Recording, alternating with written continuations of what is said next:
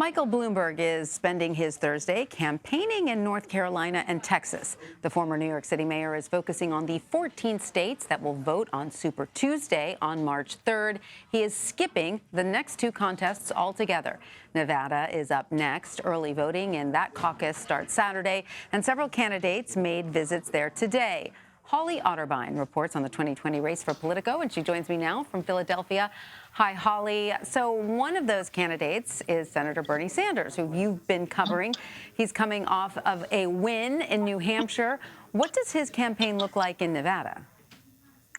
In Nevada, they're feeling pretty confident. They have the most staff in the state, and it's a caucus state. They've done caucuses before.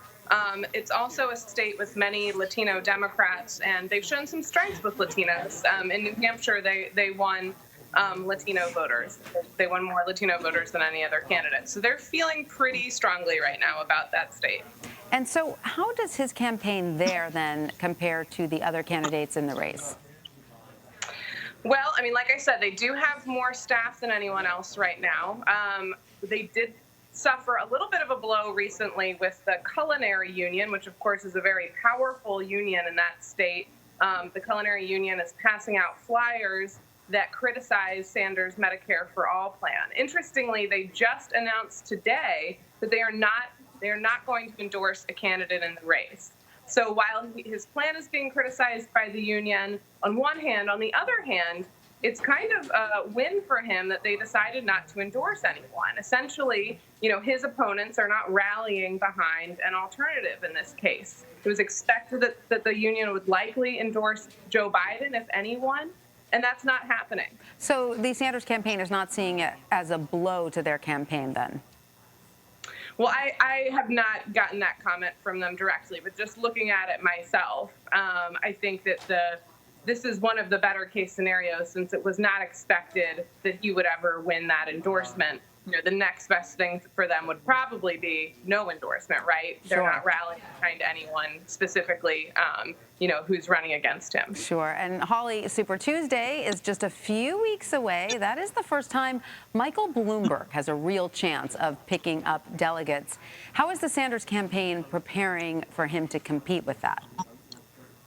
So the Sanders campaign has been focusing a lot on California. He's been visiting California for many months now. There was actually one point where he was visiting it more than anyone else. I'm not sure if that's still the case, but just shows that he really got a head start in that state.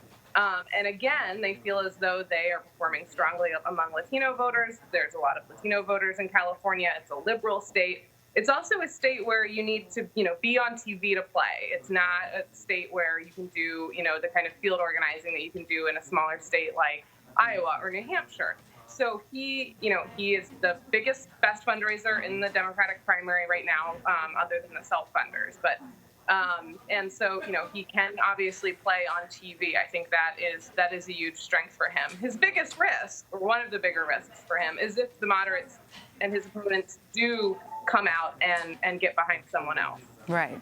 It seems now that the, moderate vote is being somewhat divvied up among some of the other Democratic candidates. Is he worried that at some point one of those candidates is going to be the focus of the moderate vote? Well, I think that the campaign, they certainly wouldn't say this, but, there's no doubt that they are not upset about the fact that there are several moderates in the race splitting up that vote. Mm-hmm.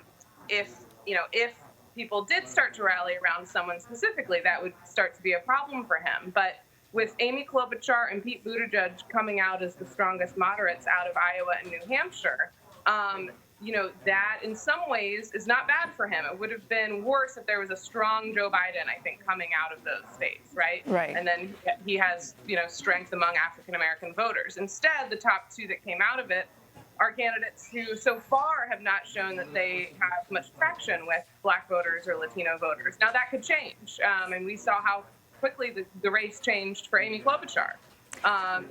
She surged in New Hampshire, and I think a lot of that was because of Joe Biden's downfall and people looking for an alternative. So right, and if Joe states. Biden's downfall continues, you could argue that African-American vote that he's had pretty much locked up is then up for grabs.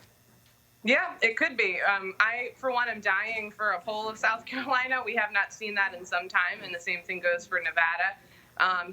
Joe Biden has been falling in national polls since Iowa and New Hampshire, so voters are clearly taking a look at this. And we've also seen him falling among black voters in some of those national polls, and Mike Bloomberg actually picking up some African American voters. So there's a lot of interesting things going on. Clearly, voters are paying attention to what happened in those early states. For sure. And finally, Holly, you reported that Sanders is endorsing Kim Foxx for the Cook County State's Attorney in Illinois. Remind us who she is. She's been in the news before recently, and why Sanders is endorsing her. Yeah, so this, of course, is the Cook County State's Attorney, and she has been criticized nationally for her handling of the Jussie Smollett case. She's also been really celebrated by progressives who believe that she is working to transform the criminal justice system, that she has embraced alternative treatment, has not pursued prosecutions of low-level drug offenses that others have. So I think this was another attempt by Sanders to be seen as the most progressive candidate on criminal justice issues. All right. Well, Holly Otterbein in Philadelphia, thank you so much for joining us today. Thanks for having me.